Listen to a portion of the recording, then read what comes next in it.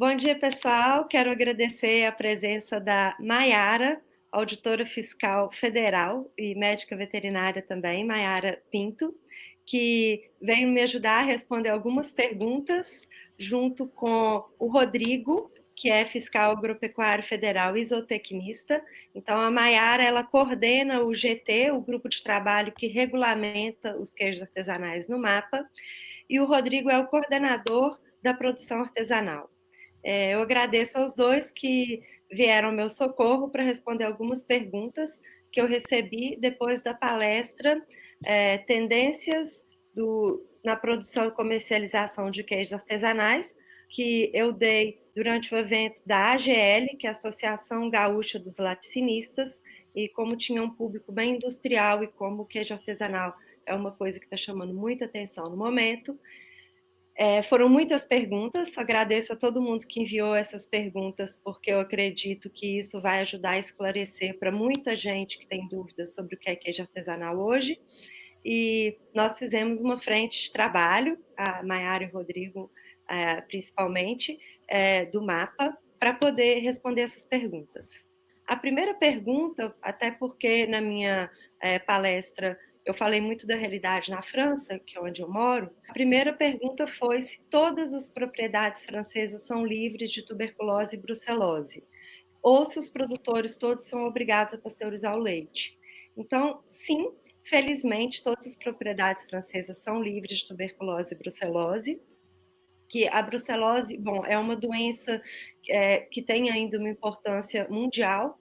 Poucos países do norte, do centro e do leste da Europa, então a França, a Grã-Bretanha, os países escandinavos, Holanda, Bélgica, Áustria e Suíça. E a gente tem fora da Europa que também são livres de tuberculose e brucelose, o Canadá, o Japão, a Austrália, a Nova Zelândia.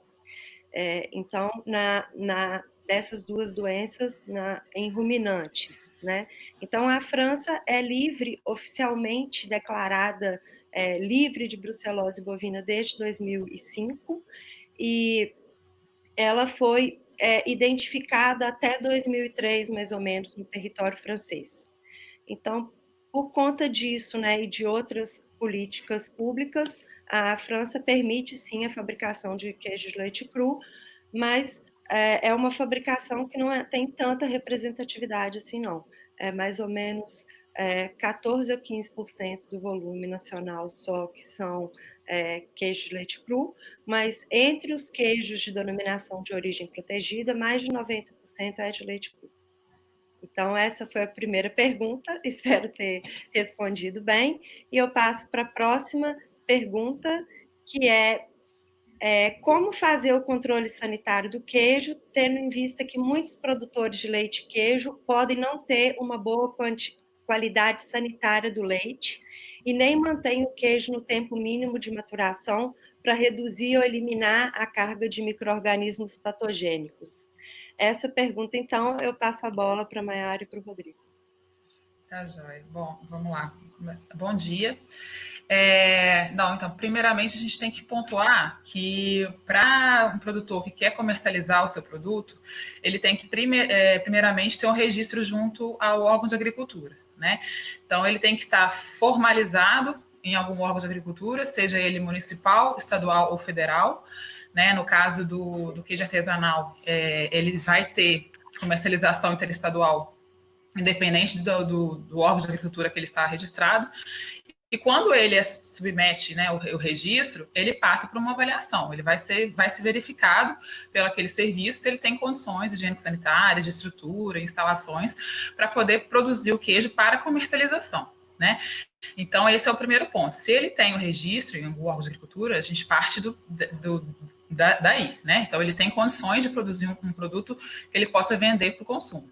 E aí, o segundo ponto depois que ele tem o registro da queijaria, do estabelecimento onde ele vai fazer os queijos, ele tem que registrar o queijo, né? Os queijos que ele produz ali. Então, é o segundo passo. E quando ele faz esse registro, ele tem que descrever para o órgão de agricultura como ele vai fazer isso. Então, o modo de fazer, né, desde lá do ordenha até a hora que ele vai expedir o produto ao consumo. E nisso ele vai especificar também o tempo de maturação daquele queijo. Isso ele precisa ser aprovado, né? Isso aí varia de órgãos de agricultura para órgãos de agricultura, então eu não vou falar aqui da situação de como é no SIN, como é no CIA, eu posso falar do CIF, né? O CIF, por exemplo, a gente já tem uma simplificação de registro, os queijos que já têm regulamentos técnicos próprios, eles têm aprovação prévia, né? É só colocar lá no sistema do Ministério que ele é aprovado. Já aqueles queijos que ainda não têm regulamentação própria, ele precisa de uma aprovação prévia, mas isso é no âmbito do CIF, né? Então, o que a gente precisa colocar é que, se ele está formalizado, ele está registrado, ele está cumprindo com as regras higiênico-sanitárias daquele órgão de agricultura, né? Então, ele é seguro ao consumo. E após ele estar formalizado, ele vai continuar sendo verificado, né? Por esses órgãos de agricultura no âmbito da produção e pelos órgãos de vigilância sanitária no comércio. Sim. E tem uma periodicidade para essa verificação? Aí também vai depender do que o serviço oficial definir, né? Sim. Por exemplo, o CIF, ele tem um critério de avaliação de risco, né? Para cada estabelecimento. Então, a gente tem que, primeiramente, verificar o porte do estabelecimento, a gente verifica o histórico, por exemplo, de denúncia, de risco, a resultado de análise laboratorial daquele produto, desvios que ele possa ter, histórico de maneira geral, qual é o tipo de produto que ele faz. Então, um produto que tem um pouco mais de risco, ele vai ter, vai pesar mais nessa avaliação de risco, e a partir de uma fórmula que a gente tem isso no CIF, né, a gente faz uma fórmula de acordo com essa categorização que eu coloquei aqui agora, e aí a gente vai estabelecer uma frequência mínima de fiscalização. No caso do CIF, ela pode ser quinzenal para aquele estabelecimento que tem mais risco, bimestral, semestral ou anual. Então, tudo vai depender dessa avaliação de risco que é feita. Mas isso no âmbito federal, tá, gente? Então, assim, sendo parte dos pressupostos que o CIO e o SIM são livres para estabelecer a frequência deles, de acordo com o critério deles. Entendi. A próxima pergunta é para o Rodrigo. Como garantir a qualidade do queijo artesanal no Brasil, tendo em vista a grande dificuldade de pequenos produtores brasileiros em toda a cadeia produtiva, e começa pela sanidade dos rebanhos, que foi a primeira questão que a gente falou aqui, a questão da tuberculose e brucelose. Perfeito. É importante, deve sempre partir do pressuposto que a responsabilidade sanitária de qualquer produto que está sendo comercializado é de quem produz e de quem está comercializando. Então, o Ministério, o Estado, ele tenta normatizar, ele normatiza, ele cria políticas públicas de apoio, mas sempre para dar o apoio a quem está comercializando.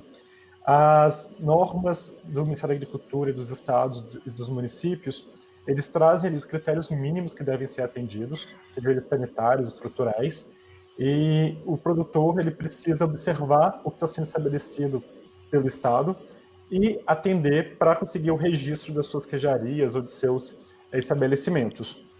Além disso, o Estado também participa com políticas públicas de fomento para apoiar e ajudar os produtores a atenderem aquela norma. Então, o Estado não simplesmente estabelece a norma e cumpra-se. Nós ainda temos políticas públicas de fomento para ajudar os produtores, esclarecer os produtores em relação a quais são as normas, como eles devem cumprir essas normas e realmente de ensinar o produtor quais seriam as formas mais adequadas de boas práticas de bem-estar animal que eles devem atender e devem observar. Claro, o Estado ainda precisa de políticas públicas mais concisas, principalmente com as questões sanitárias focadas em zoonoses, porque ainda, quando a gente pensa nessa realidade desses produtores pequenos, familiares, que muitas vezes são carentes de informação, a gente precisa de políticas mais focadas, mais orientadas, inclusive com pagamento pelo rebanho, ou não pagamento, mas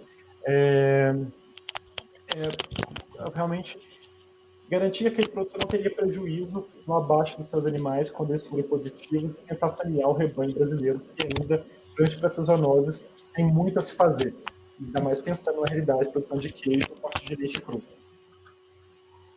Rodrigo, a questão de zoonose, que realmente é uma grande preocupação junto aos consumidores, bom, você e a Maiara também, como que anda esse processo de transmissão de zoonoses, que deve estar livre de tuberculose e brucelose? As fazendas já estão se adaptando, inclusive com a lei do queijo artesanal, né, elas vão ter 3 anos para se adequar. A Maiara talvez que vai me responder sobre isso, então, né? Então, essa questão da necessidade de ter que o rebanho seja livre dessas doenças, ela vem sendo sinalizada já há alguns anos dentro do Ministério por meio de instruções normativas, né? A primeira foi a Instrução Normativa 57 de 2011, que foi a primeira instrução que permitiu a maturação inferior a 60 dias, né, que até então realmente o Ministério da Agricultura não reconhecia, e depois ela foi revogada, que ela era muito restrita, e pela Instrução Normativa número 30 de 2013. Lá já se colocava essa necessidade de que as propriedades deveriam ser livres de brucelose e tuberculose ou controladas em até 3 anos, então um prazo, né, para que eles realmente fizessem essa regularização. E aí agora com a Lei 13.860 de 2019, isso realmente agora está mais forte, né? Mais claro que aquelas produtores que querem fazer queijo a partir de leite cru têm que estar com a propriedade livre dessas duas doenças, até 2022, porque a lei, o artigo 6º dessa lei, ela traz um prazo também de 3 anos, né? E é um prazo que é considerado adequado, porque as propriedades elas precisam realmente começar a fazer os testes, aí faz os testes, elimina os positivos, depois faz outros testes, faz o saneamento do rebanho, né, que é exatamente ir fazendo a eliminação dos casos positivos e retestando até que você tenha a propriedade totalmente livre. Esse é um processo que vai, como o Rodrigo comentou, gera custos, né, então a gente precisa que isso seja uma política pública robusta, né, nesse ponto, e infelizmente a gente ainda não tem observado um avanço, porque esse interesse ele tem que ser do produtor, né, se ele tem a regra ali estabelecida e está dizendo que a partir de tal data você só pode continuar produzindo queijo a partir de uma propriedade livre de brucelose e tuberculose, a gente precisa que a assistência técnica rural, né, os órgãos de assistência rural, eles tenham um olhar mais efetivo para esse ponto, porque a partir de 2022 a fiscalização ela vai estar ela vai ter que olhar também para essa questão, né? Então, aquelas propriedades que não foram saneadas e não estão certificadas como livre de brucelose e tuberculose, elas não vão poder mais vender o queijo de leite cru. E ainda hoje, ainda não foi dado o avanço que a gente gostaria que necessário, né, nesse ponto especificamente. Sobre isso, só vou comentar uma coisa assim, bom, meu coração pede que seja lançado o Bolsa Vaca, né, pelo governo, né, que lance o Bolsa Vaca, que toda vaca possa ser vacinada, seguida, ganhe um brinco com chip, né, o kit vacina da vaca do ano, e então isso é uma boa notícia, no sentido que, na melhor das hipóteses, todo mundo que quer fazer queijo que chama artesanal no Brasil até 2022 tem que estar livre de brucelose e tuberculose, né? Então, Isso. todo mundo que quer chamar queijo artesanal, independente de qual que seja a vontade do estado ou do município que está fazendo o acompanhamento sanitário desse produtor, eles têm que ter consciência que até 2022 tem que ser livre. Uhum. Mas a gente sabe que por todas as dificuldades que passa o nosso Brasil e tudo, bom, talvez isso ainda seja revisto ou se dê mais um prazo, né? Porque a gente sabe que as políticas públicas também não acompanham, a não ser que seja lançado o Bolsa Vaca, ou não sei se é muito o estilo desse governo atual, poderia ser, por exemplo, uma liga neoliberal de industriais do leite que vão ajudar, fazer programas de política pública para ajudar os produtores de queijo artesanal, né? Isso seria uma coisa boa. Aqui na França, por exemplo, a Maison du Lait, que agrega todos os produtores artesanais industriais, cada litro de leite que sai de uma vaca vai alguns centavos para essa Maison du Lait, que é a casa do leite, que eles passam esse dinheiro para associações de produtores artesanais poderem investir para melhorar isso. Então, quem sabe, com isso aí, né, tendo essa obrigação para 2022, que a gente possa ter iniciativas tanto no âmbito socialista, se o governo fosse mais socialista, ou no próprio âmbito neoliberal, se os industriais também perceberem que o povo precisa dessa segurança alimentar. E precisa ter queijo de todo jeito. E tem público para queijo industrial e artesanal. Claro. Né? Posso só complementar aqui rapidinho? Que, no caso, aqui no Brasil, os fundos, essa questão A gente tem alguns pontos nevrálgicos, né, nesse assunto. E o principal deles é a não indenização do produtor, né? Então ele perde o animal, ele vai ter que eliminar o animal e ele não tem retorno. Então a gente teria que criar a política de os fundos indenizatórios, que aí isso é uma coisa que isso é independente, né? Cada estado ele tem um tipo de fundo, tem fundo que é privado, tem fundo que é público-privado, tem estado que tem fundo, mas não indeniza. Então, tem essas coisas que talvez tenha que ser melhor regulamentado, tem que ser melhor estudado para ver, porque, principalmente naqueles estados que têm grande expressão, né, dos queijos artesanais, e é importante pontuar que esse artigo ele é específico para queijo de leite cru, tá? Então, se tiver queijo artesanal sendo elaborado com leite pasteurizado, ele não precisa atender essa questão da propriedade livre. É só para queijo produzido com leite cru, né? Que daí o risco é maior. Mas aí todos os queijos da canastra, todos os queijos que são indicação geográfica, que obrigam o leite cru, porque o colonial pode ser pasteurizado ou cru, né? Depois a gente vai falar do colonial, mas enfim. Bom, em relação à questão microbiológica, todo mundo fala que questão microbiológica, todo mundo já pensa em patogênico, né? É muito difícil a gente falar questão microbiológica, a gente pensar nos bons micróbios que estão ali para deixar a gente com o intestino melhor, mais hidratado, o cérebro funcionando melhor, enfim. Mas em relação aos patogênicos, quais que são as análises de qualidade do leite, do queijo, para a produção de queijo artesanal? E como certificar que o leite é adequado para a produção de queijo? Quais são as análises de qualidade que poderiam garantir que não vai ter uma infecção alimentar, por exemplo? Bom, no Brasil a gente não tem distinção, né, entre os critérios microbiológicos de queijo de leite cru e de queijo pasteurizado. O que define os critérios microbiológicos vai ser com base no percentual de umidade daquele queijo. Então, os queijos são divididos em faixas de umidade, e quem estabelece isso é a Portaria 146 de 96, que é uma portaria internalizada do Mercosul, então todos os países do Mercosul seguem essa portaria. E ali ela estabelece, de acordo são 5 faixas, né? Baixa umidade, média umidade, alta umidade, muito alta umidade e muito alta umidade com bactérias láticas viáveis, que, por exemplo, é o caso dos queijos artesanais, né? Então, ele estabelece essas diferenças com base na umidade, porque, de qualquer forma, a segurança ela tem que ser a mesma, né, ao consumo. Então é esse o critério que é estabelecido.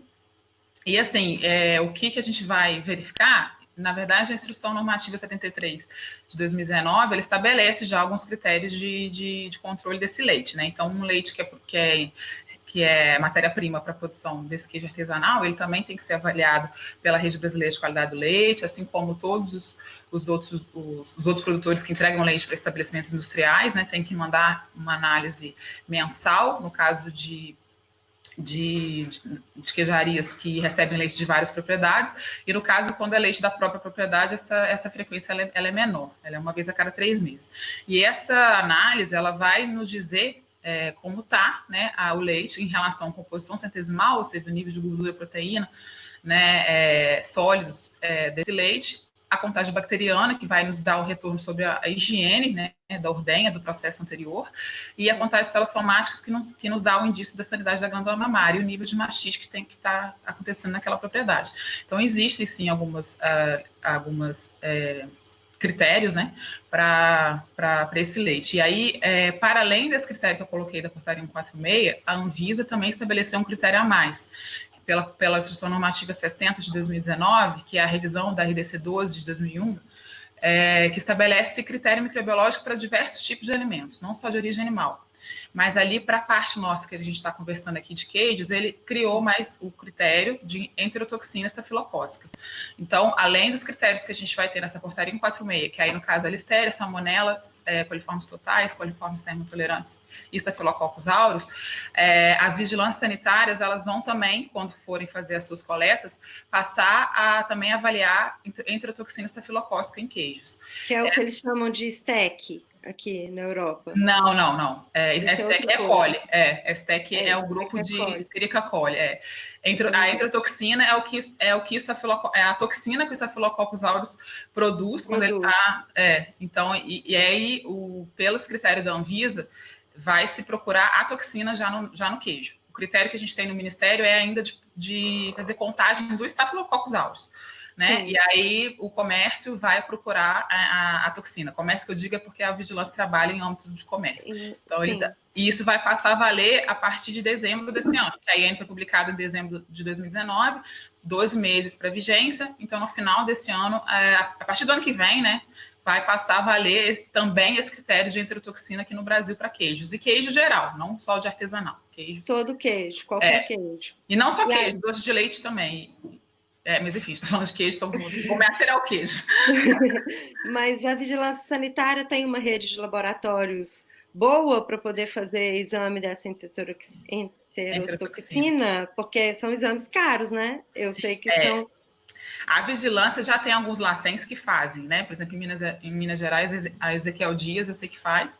Em outros estados, eu não sei dizer, mas eles estabeleceram, talvez esse prazo de 12 meses seja até para essa questão de adequação, não só da enterotoxina, mas também de outros diversos outros critérios que possam ter sido colocados ali.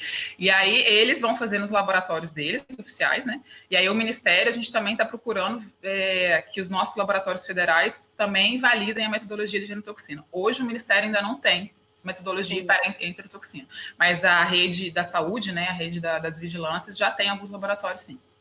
E no caso, esse exame, então, por exemplo, é a vigilância só que vai fazer. Não tem nada a ver com o produtor. O produtor não tem que preocupar na cabeça com mais um exame. Né? Esse é um exame que vai ser feito na questão da fiscalização da vigilância sanitária dos mercados consumidores. Produtor, mas todo produtor, no caso de leite cru, tem que ter os exames que você falou antes, de 3 em 3 meses. Isso. É isso, né? Isso. O exame da água, microbiológicos, exames físico-químicos, né? E, claro, tá em dia com o dossiê de todas as vacas e zoonoses, etc. Né? Isso que eu tô falando de enterotoxina, os critérios da portaria é verificação oficial, né? É vigilância e Ministério. Sim. E Secretaria de Agricultura. Débora, eu fiquei... Fala. Só complementando, é importante frisar que para queijo de leite cru, nós temos que pensar nas duas realidades, assim como para agroindústrias, que seriam aqueles produtores que fabricam queijo a partir do seu leite, somente do seu leite. E existem outros produtores que compram leite de outros produtores. Sim. Então, para esses casos, o rigor de análise é maior, é bem semelhante a uma indústria de pequeno porte, a uma assim. Já para os produtores que produzem somente com leite da própria propriedade, esse rigor ou a frequência é menor. Então, temos as duas realidades mesmo para o queijo artesanal. Sim, mas isso fica a critério do Estado, né? Na verdade, né? Essa frequência do que é cobrado dos produtores artesanais. Isso está na IN 73 já, né? É para todo mundo. É para todo mundo. Entendi. Uma pessoa quer saber, Maiara, sobre queijo maturado no vinho. Ele pode ser feito na indústria, no artesanal? Como que é a questão de validar um ingrediente a mais como vinho? Bom, então, a fiscalização não vai interferir na tecnologia de produção daquele queijo, desde que não interfira no controle de sanidade daquele produto. Então, se o queijo, o modo de fazer dele é maturar no vinho, ele vai submeter esse produto, né, a registro, como eu comentei antes. O órgão de agricultura ele vai avaliar e se tiver de acordo, se isso não implicar em nada em relação à qualidade e sanidade daquele produto final, não tem problema, não tem por que ter restrição, a gente não vai interferir na tecnologia do produto. Né, a gente olha do ponto de vista higiênico-sanitário e que não interfere na identidade. Então, por exemplo, um queijo que ele tem a identidade X, a gente não pode permitir que se varie a identidade dele, né? Que é o caso do Regulamento Técnico de Identidade e Qualidade que fecha isso. Mas se a identidade dele é ser maturado no vinho, né, a gente não interfere nisso. Sim. E a questão dos mofos? Então, os mofos eles têm que ser informados, né, na lista de ingredientes. Então, tem que se fazer uma avaliação de quais são os mofos, né, os tipos de mofos que são utilizados na maturação desses queijos, e eles têm que constar na lista de ingredientes, porque tem que ser informado ao consumidor. No caso dos fermentos que os produtores usam, que são fermentos nativos, que não são mofos que são vendidos na indústria do mofo, por exemplo, na indústria de culturas lácticas e mofos que a gente pode colocar no queijo. Nesse caso, na hora de fazer o protocolo para regulamentar o produto, ele tem que ser informado. Sim. Então, por exemplo, na Serra da Canastra, que já utiliza o pingo, isso já está regulamentado porque é uma indicação geográfica. Uhum. Mas outras regiões que quiserem validar seus mofos, elas têm que fazer um estudo e apresentar e validar seu mofo e constar o nome dessas bactérias no queijo? Sim, eles têm que... Por exemplo, a gente pode fazer uma correlação com leites fermentados, né? Se for olhar na rotulagem de leites fermentados e iogurtes, você tem ali constando fermento lático, né? E a legislação determina qual é o fermento. Então, no caso dos queijos, a gente teria que identificar qual é o fermento que está sendo utilizado para poder fazer o registro. Ele pode ser escrito como fermento lácteo e no memorial de fabricação você definir o que é o fermento, de que é feito, né? Enfim. Então, esse memorial de fabricação é parte disso que precisa para ter um protocolo de existir um novo queijo. Então. Isso, ele precisa ser aprovado. Uhum. O produtor ele vai poder registrar diretamente, entrar na internet e registrar um novo queijo, se ele quiser, por exemplo? Vai acontecer isso? Essa parte é até um assunto que a gente está discutindo no âmbito do grupo de trabalho, né? A Lei 13.860 do queijo artesanal, ela estabelece no artigo 4º, passa para o Poder Público Federal, né? No caso nosso lá no Ministério, que a gente tem que criar os protocolos de elaboração. E aí esse grupo de trabalho, que o Rodrigo participa também, a gente está junto construindo o que seria esse protocolo, porque a gente entende que não vai caber ao Ministério criar RTQ de todos os queijos artesanais do Brasil, né? Então, a gente vai criar as regras mínimas que cada estado vai ter que considerar para poder fazer o seu protocolo daquele queijo. Então, tem alguns queijos que já tem, né? Por exemplo, esses que têm indicação geográfica, eles já têm o regulamento de uso, né? Então, eles já estão mais ou menos padronizados.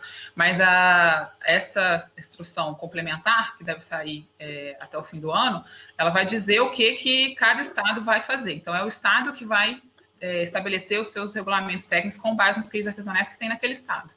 Vocês vão dar tipo um esqueleto, assim. Isso, o que não pode faltar, você tem que lembrar disso, mas quem vai realmente, quem tem expertise para poder identificar quais são os queijos da sua região vai ser o estado, até porque é o estado que está concedendo o selo arte, né? Entendi. E aí, nesse caso, o que a gente pode dizer que seriam, linhas gerais, por exemplo, desse esqueleto que deve ter? Então, eu imagino que deve ter que ter a descrição da receita muito bem explicadinha, né?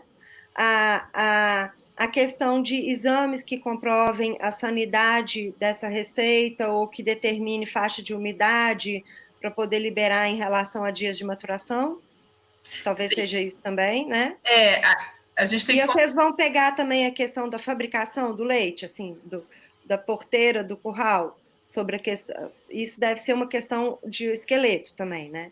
Sim, não, a gente não vai determinar como vai ser a produção, não. A gente só tem que dizer que, na verdade, o produtor vai descrever como que ele faz a produção. O produtor vai descrever. Ele que vai descrever. A gente vai estabelecer, assim, essa questão que você falou, por exemplo, identidade do queijo é importante. Então, qual é a faixa de umidade dele? Ele é um queijo médio, é um queijo alto? Pode ser de médio e alto, não tem problema também, desde que seja realmente. Quais são os dias de maturação esperados para aquele queijo? Ele é de leite cru? Ele é de massa filada? Você vai cozinhar a massa? A gente tem que conseguir identificar, né, o queijo. Então, essas informações que devem constar no protocolo de elaboração. Para além, e o que ele faz para controlar a qualidade desse queijo e desse leite, né? Então, assim, os cuidados que ele tem lá na ordenha, né? E quando leva para a queijaria, quanto tempo, se ele refrigera, por quanto tempo ele refrigera, que temperatura, enfim, esses procedimentos de maneira geral que a gente vai tentar estabelecer com essa regulamentação complementar. Mas, por exemplo, porque a gente está falando um produtor individual que quer ter um protocolo de queijo. ele quer fazer um protocolo de queijo, mas isso pode partir de uma associação também, né? Vamos supor que, por exemplo, 20 produtores do Vale do Piranga, perto de Ponte Nova, eles querem fazer um queijo azul. Então, eles criam a receita, eles registram essa receita como iniciativa de uma associação de produtores. Ela não vai ter uma tradição, porque eles resolveram criar isso agora, mas eles querem reconhecer isso. É possível, então. Vai ser possível, como queijo artesanal. Ah, então, aí vou passar para o Rodrigo. Esse exemplo é um exemplo interessante para se colocar. Porque enquadra Eu... bem na descrição do que seria tradicional e artesanal. Sim. Então, bora destrinchar, Rodrigo, por favor. Sim. Porque hoje, para ser reconhecido como queijo artesanal, nós temos duas ferramentas legais, que é a Lei do Queijo Artesanal, que é a 13.860 de 2019, e o Decreto do Selo Arte, que é o Decreto 9.918 de 2019, inclusive são na mesma data. É muito interessante isso. Mas a lei ela é bem clara e define que queijos artesanais são só aqueles que possuem vínculo territorial ou tradicional próprio. Então, hoje, um queijo inovador, um queijo diferente, que foi criado a partir da iniciativa de uma associação com interesse de comercializar, ele deve seguir a lei, a regra geral para produtos de origem animal, que é a 1283, de 50. Então, ele não seria enquadrado ou classificado como queijo artesanal, justamente porque falta a ele o primeiro critério para ser definido como artesanal, que é cumprir essas questões territoriais, tradicionais e saber fazer. E aí, a gente não conseguiria, por exemplo, enquadrar um queijo azul de uma região que não tem tradição de queijos como queijo artesanal. Ele é um queijo fino, é um queijo que tem um nicho de mercado específico, mas que ele não poderia acessar o selo artesanal. E aí, ali no decreto do selo arte, tem uma série de requisitos necessários para ser considerado artesanal. E também lá existe a necessidade de cumprir esses requisitos territoriais e tradicionais. Mas uma associação, por exemplo, a Canastra, ou uma associação do Campo de Cima da Serra, na região sul, ou outras diversas que nós temos, eles podem, sim, por meio da associação, estabelecer um protocolo. Esse protocolo não ser específico de um produtor, mas ser um protocolo específico de uma região que vai ser reconhecida como uma região produtora de um queijo artesanal. E aí sim nós teríamos várias possibilidades de regiões hoje potenciais, inclusive potenciais indicações geográficas, potenciais produtoras de queijos artesanais, que possuem todos esses requisitos territoriais e tradicionais que nós já conhecemos. Quer citar? Com a indicação geográfica, hoje nós já temos 4 queijos registrados, né? Que são o queijo do Cerro, em Minas Gerais, o queijo da Canastra, o queijo de Virtimaçum, desculpa, não sei falar. Eu nunca ouvi falar. É uma região bem específica de queijo colonial no Paraná. Foi uma indicação geográfica recente. E ele talvez seja um queijo fino, mas que requisitou e foi aprovada a indicação geográfica, e o queijo do Campos de Cima da Serra, na fronteira entre Santa Catarina e Rio Grande do Sul, que é um exemplo que é bem interessante, porque vão ser produtores com o mesmo protocolo, solicitando a 2 estados diferentes do registro e o selo arte. Porque é uma região de indicação geográfica que engloba municípios tanto de Santa Catarina quanto do Rio Grande do Sul. E nós temos vários outros, como o pessoal queijo coalho da Agreste Pernambucano, queijo do Marajó, o queijo candango do DF, que é uma região que foi produtora de queijo, assim na colonização do DF, colonização do DF, e que produz queijo na região rural aqui do DF. E temos vários outros. O queijo é o produto que nós temos em todas as regiões do Brasil, algumas mais famosas que outras, mas é difícil a gente avaliar essa questão tradicional justamente porque eles fazem parte da colonização desses territórios, eles fazem parte da história das pessoas que vieram para esses territórios, então eles cumprem sim esse papel cultural e territorial de formas diferenciadas, mas que acabam cumprindo esses requisitos legais por conta disso. Então, no caso de uma associação que decide fazer um queijo azul, do meu exemplo, elas têm que começar a fazer e fazer pelo menos uns 50 anos até falar que aquilo ali virou uma história, né? Aí talvez daqui uns 50 anos elas podem dizer, já tenho aqui, a bagagem cultural para fazer, né? A gente está com essa proposta agora de trabalho. A União Europeia, Portugal, França, eles já têm uma regra muito clara do que é considerado tradicional. E aí, na Europa, normalmente é um prazo de 30 anos, que é o prazo de pelo menos 2 gerações. No Brasil, nós não temos nenhum trabalho assim, que possa ter esse embasamento do que seria o tradicional no Brasil. E a gente está propondo isso em parceria com algumas instituições de pesquisa, academia, com a universidade, Embrapa, para a gente trabalhar justamente nesses conceitos que, para a gente está entendendo que é o principal papel do CELARCH. A gente estava muito focado nas questões de boas práticas agropecuárias, mas que muitas vezes elas não se enquadram para alguns produtos. Mas esse é um item que se enquadra para todos os produtos tradicionais e artesanais brasileiros. E é um item que a gente carece ainda de estudo e de regulamento sobre ele. Então, a gente está propondo esse trabalho em conjunto com a academia para termos esse embasamento no Brasil do que seria o produto tradicional e artesanal. E o que seria, de fato, esse vínculo territorial. Esse vínculo é muito importante hoje em dia, a gente saber onde a gente está ancorado, né? Cada um, com certeza. Como o produtor pode estar avaliando a vida útil e a qualidade do queijo, considerando a variedade e a diversidade microbiana, ou seja, um queijo não padronizado? A pergunta continua um pouco o que você já falou, Maiara, sobre a questão dos mofos e culturas lácteas,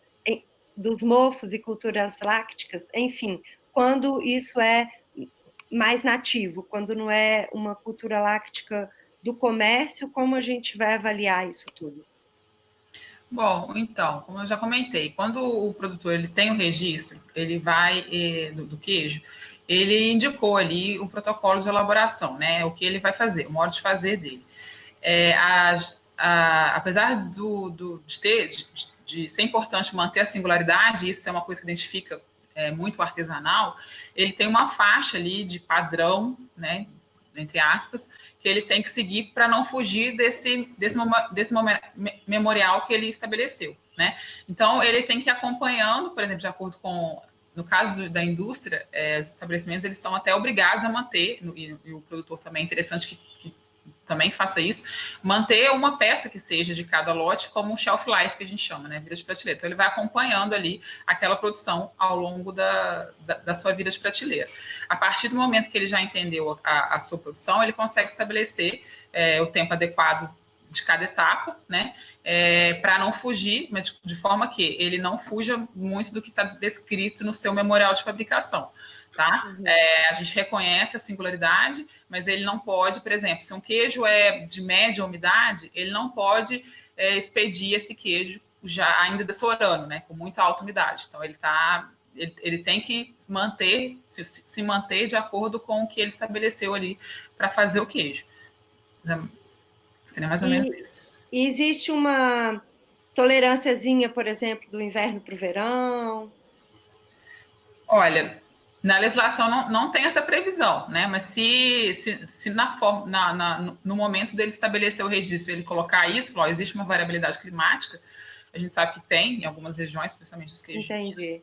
Né? Aí vai caber ao órgão de agricultura estabelecer, mas aí também é uma coisa que é um pouco etéreo, né? Tipo assim, agora no verão meu queijo pode ser de tal umidade, porque desde que você tenha a informação adequada ao consumidor, eu não vejo muito problema, mas ele tem que se ater a uma variabilidade limite ali entre... Então, uma boa ideia é fazer o rótulo do verão e o rótulo do inverno, por exemplo, né? Pode ser. Que vai falar... Se o produto dele varia de acordo com o tempo, ele tem que... A única coisa que ele pode fazer realmente é indicar para o consumidor. Legal. Então, a próxima pergunta, bom, a lei brasileira, a pessoa está afirmando, não permite o uso de leite cru. Isso é falso, né? Permite. Mas, para adequar a queijaria, eu preciso de pasteurizar, tem como produzir queijo de leite cru hoje, no Brasil, Maiara? Então, é importante a gente pontuar que, assim, no Brasil não é proibido, né? Primeira coisa. Mas também esse assunto queijo artesanal ficou muito atrelado a queijo artesanal de leite cru, a queijo de leite cru. Porque no Brasil, a grande maioria é de leite cru. Mas o queijo artesanal, ele não precisa ser de leite cru, tá? Então, esse é o primeiro ponto. Porque misturou-se muito essa ideia aqui no Brasil. Eu quero fazer queijo artesanal, então eu vou fazer queijo de leite cru. Não. É porque quem tem tradição na produção de queijo artesanal ou fazia com leite cru, tá? Então, essas duas coisas a gente tem que separar. Então, se você quer fazer queijo, se existe um queijo artesanal, né, que quer fazer, né, que tem que ter a tradição colocada na lei, ele não é feito de leite cru, você pode pasteurizar o leite ou cozinhar, ou então até de leite cru, mas se você cozinha a massa, você fila o queijo, você tem uma etapa ali que bote uma barreira. Mas não necessariamente você, para produzir queijo artesanal no Brasil, você precisa fazer o de leite cru. Você tem que respeitar a identidade daquele queijo artesanal. Se ele é de leite cru, você vai fazer e vai seguir as regras que a legislação sanitária estabelece. É permitido, mas você tem que seguir o decreto do Celuarte, a lei do queijo artesanal, a IN 73, 2019, tem regras sanitárias a serem estabelecidas, a serem cumpridas para quem faz queijo de leite cru, mas não é proibido. Agora, para a indústria, é só depois de 60 dias, né? Para quem tem CIF. Se uma indústria quiser, porque, por exemplo, a Pardinho Artesanal, eles preferiram se registrar com o CIF e eles fazem leite cru, com leite da própria fazenda. Mas para uma indústria fazer artesanal, pode. Uma indústria fazer leite cru pode, só que tem que esperar 60 dias, né? Na verdade, não tem a ver com a instância, né? Por exemplo, um produtor de queijo do queijo canaça, ele pode ter CIF, né? Tem a ver com a identidade do queijo. E aí, no caso de indústria de laticínios, a lei trouxe um veto em relação à indústria de laticínios. A lei 13.860 estabelece que não pode fazer queijo artesanal em indústria de laticínios. Não, mas queijo de leite cru, sem ter o rótulo artesanal. Sim, aí ele segue a regra da portaria 146, que estabelece a maturação de 60 dias. De 60 dias. Isso. É isso. Mas aí que tá. Eu tenho que ficar claro o seguinte: você pode ter um queijo artesanal em qualquer instância de inspeção. Então, você pode ter uma queijaria que vai fazer queijo cifado, e aí ele pode fazer queijo leite cru. A maturação pode ser inferior a 60 dias, desde que você tenha reconhecimento de que a maturação inferior é seguro, isso está no RISPOA, decreto 9.003 de 2017, né? E ele vai ter que atender a lei do queijo artesanal, se for artesanal, tá? Então, a gente tem que desmistificar um pouco que o CIF é só a indústria, né? O CIF não é só a indústria. É importante isso para as pessoas correrem atrás, porque para exportar precisa de CIF, né? Isso. Quem quiser exportar tem que vir com... Tem que ter CIF. Rodrigo, você pode nos falar sobre a situação do queijo colonial enquanto queijo artesanal, por favor? Sim. O queijo colonial, ele cumpre claramente os requisitos de produção artesanal. Na verdade, são vários queijos coloniais. É difícil falar o queijo colonial, porque ele está vinculado à ocupação do território da região sul, principalmente Santa Catarina, Rio Grande do Sul, mas também Paraná. E tem vários tipos diferentes de queijos coloniais. Então, na mesma região, nós podemos encontrar queijos coloniais redondos, retangulares, feitos com processos muitas vezes semelhantes, mas que seria difícil enquadrar o produto final como o mesmo queijo. E aí eu posso citar novamente o exemplo do queijo dos Campos de Cima da Serra, que é uma indicação geográfica, é um queijo artesanal reconhecido. Mas lá é queijo serrano, não? Mas é um queijo colonial serrano. Então, por isso que eu estou falando, são vários tipos de queijos coloniais. É o queijo colonial serrano. Então, o próprio queijo de Virtimaçum é o queijo da colônia de Virtimaçum. Então, são vários queijos coloniais, muitas vezes vinculados à colônia na qual ele foi criado. E é interessante que esses queijos, normalmente, eles estão vinculados à questão de alto consumo dessas colônias, dessas famílias. Normalmente eram produzidos pelas mulheres, com excedente do leite, ou com leite que era retirado no dia, porque não tinha uma ou duas vacas somente, e que cumprem claramente essa questão histórica, tradicional e territorial. Então é um queijo artesanal, claramente artesanal, que pode ser produzido com leite cru ou com leite pasteurizado. Da mesma forma que a Mara já colocou, não é necessário ser leite cru para ser artesanal. Então nós podemos ter queijos de leite cru que não são artesanais, porque não cumprem os outros requisitos, como ter questão territorial e tradicional claramente reconhecida. Ok.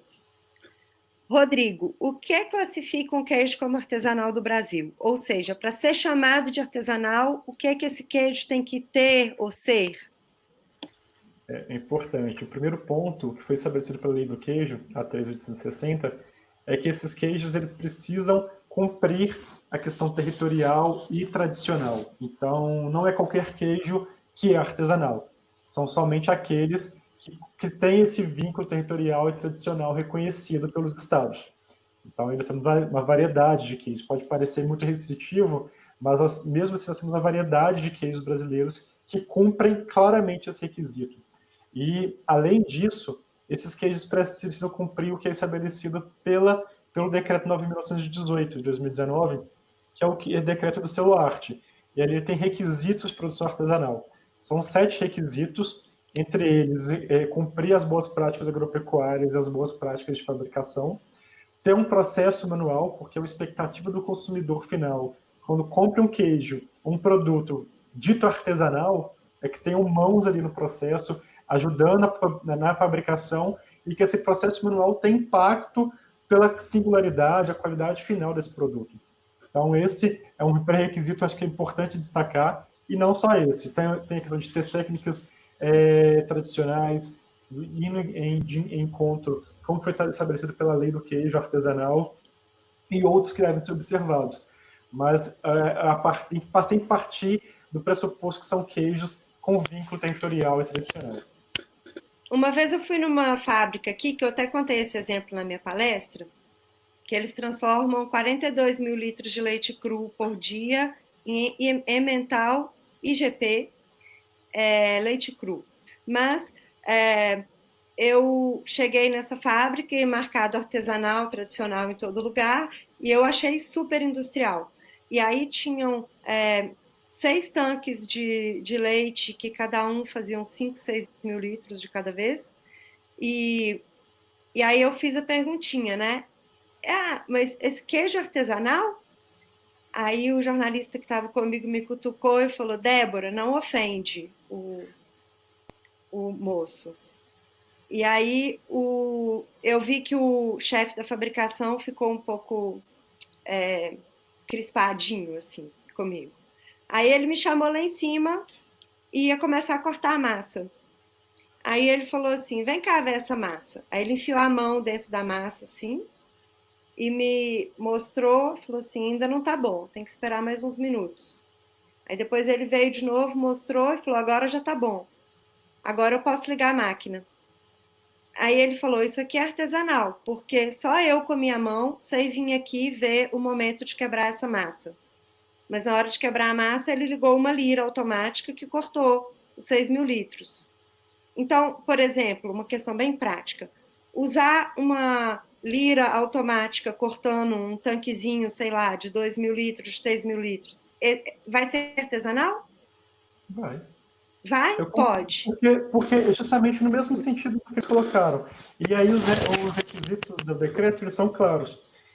Precisa existir processo manual naquelas etapas que garantem a qualidade final do produto, não necessariamente em todas as etapas. Entendi. E aí no queijo, tem uma etapa que realmente o que define ali que ele vai ser artesanal é verificar se aquele ponto da massa é o adequado. E aí justamente onde tem mãos. E quando nós fizemos o decreto, né, no GT, a gente não colocou em momento nenhum limitações de quantidade. A gente conhece o queijo produzido do Cerrado Mineiro, que são produzidos 2, 3 mil litros por dia, de processação de 2, 3 mil litros de queijo por dia, e assim, artesanal, estrito senso, com mãos em todo o processo. Mas, o Euler Braga, na granja leiteira do Euler Braga, 12 mil litros por dia de queijo prensado à mão. Mas a gente não quer inviabilizar a inovação no processo. O que a gente não pode ter, assim, por conta dos vínculos territoriais que são colocados pela lei, pelo decreto, é um queijo completamente diferente, sem cumprir esse requisito. O Socol mesmo, que saindo do mundo dos queijos, no Espírito Santo, boa parte dele hoje é feito processado. Mas a maturação dele, a verificação do ponto de maturação é feito com mãos. E aí a gente foi na agroindústria... Nenhuma máquina vai conseguir fazer isso. Uma máquina vai conseguir reproduzir. Então, é possível sim. Eu acho que talvez de alguma forma, pode frustrar o consumidor, nesse exemplo que foi dado da França, justamente Sim. por conta da quantidade de volume produzido. Mas, se eu for analisar o que está no decreto e o que está na lei, ele não está infringindo o que foi colocado nos dispositivos legais. Sim. Então, seria possível caracterizar. E um dos requisitos é justamente esse. Acho que talvez é o requisito mais importante dos 7 requisitos do decreto. Colocar a mão na massa e ver. Processos manuais em processos que têm impacto na qualidade final do produto.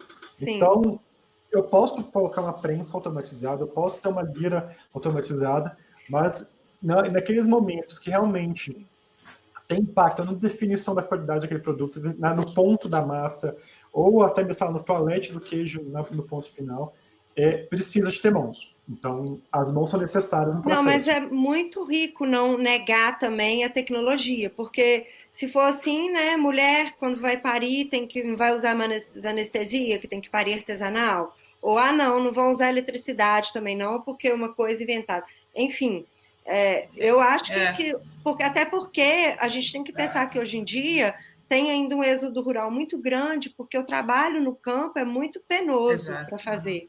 E se a gente pode aliviar o trabalho desses artesãos, né, se o cara não vai ter que ter uma ler, uma coisa de tanto prensar queijo, se ele pode usar uma prensa, né, se ele não tem que ficar ali mexendo a massa 1 hora, que ele pode pôr uma mexedura automática, que ele vai estar vigiando se está mexendo legal e tudo, a gente tem que, né?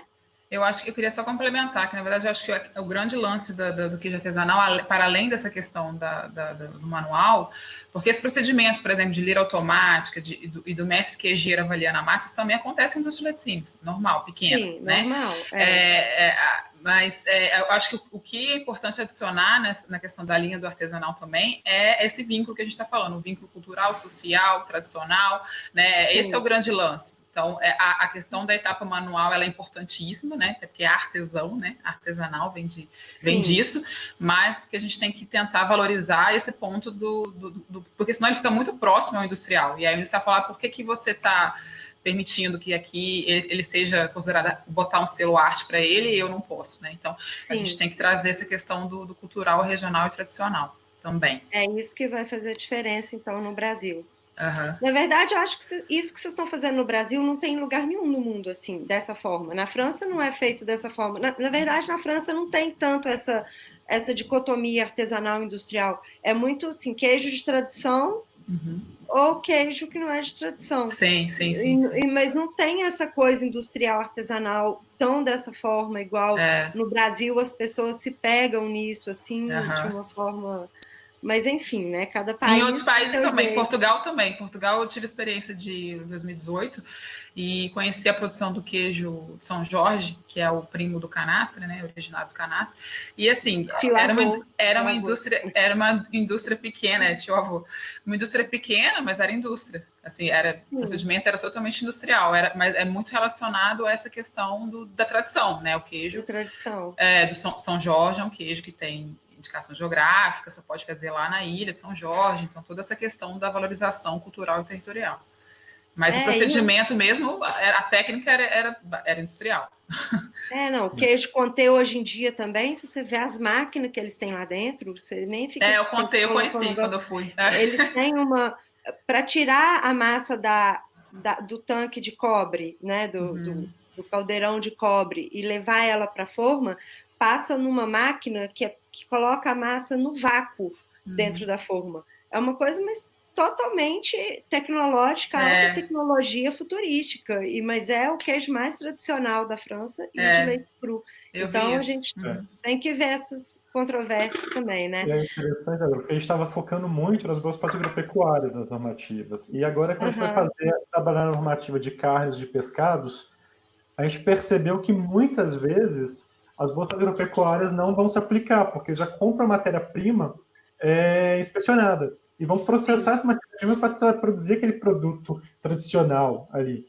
E a gente percebeu que no texto da 13.680, que é a lei do celular, que inclui o artigo 10A da lei de inspeção, ele fala produtos com vínculo tradicional e territorial e que cumpram as boas práticas agropecuárias de fabricação. Então, partindo direto para as boas práticas agropecuárias de fabricação, a gente estava considerando que o decreto já resolvia, o decreto com os requisitos de produção artesanal resolvia essa questão de vínculo tradicional e territorial. Só que nós percebemos que ele não cumpre esse papel completamente. Ainda tem uma lacuna ali, tanto de conhecimento acadêmico quanto normativo, que a gente não consegue deixar claro para quem está produzindo se é enquadrado ou não ali no decreto do celular. A gente precisa trabalhar justamente nesse ponto, que é trabalhar muito mais nas questões tradicionais e territoriais, óbvio, garantindo ali uma orientação nas boas práticas agropecuárias necessárias para dar qualidade. Para garantir o consumidor, né? Vai ser processada, mas que a gente precisa ter esse norte do que é artesanal mais claro. O decreto ele ajudou, avançou muito, mas a gente não tem isso ainda consolidado. A gente precisa avançar mais ainda nesse trabalho. Desejo muita coragem para vocês em todas essas frentes de trabalho. Rodrigo, como você acha que a gente podia fazer a educação dos consumidores para eles serem mais seletivos em relação à qualidade sanitária do queijo? Essa é uma questão difícil, porque nós trabalhamos aqui desde políticas públicas quanto com iniciativas das próprias associações e produtores em relação a esse tema. Quando a gente pensa em consumidor brasileiro, a gente está falando de um tema que nós trouxemos, importamos da Europa, mas que existe uma diferença muito grande dos consumidores brasileiros e consumidores europeus, desde poder de compra ou até mesmo nível de instrução. Então, a gente carece, assim, de uma política pública mais clara e mais focada a esse grupo de pessoas, aos consumidores, levando para as informações desde a importância das análises oficiais, dos sistemas de inspeções existentes, seja federal, estadual, municipal, dos possíveis riscos sanitários em consumir produtos não inspecionados ou que não observaram essas regras. E além disso, a gente está tratando aqui de produtos realmente que têm algo a mais do que só as questões sanitárias. Essas são importantíssimas. Nós estamos trazendo produtos que estão trazendo valorização para os territórios, está trazendo ali renda e garantia de que as pessoas continuem no campo produzindo e gerando ali muito mais do que um queijo, mas está vendendo também história, tradição e parte daquele território, uma forma de levar aquele território para quem está consumindo nos grandes centros. E aí a gente precisa, sim, pensar numa articulação conjunta de Estado e produtores e associações de produtores para fazer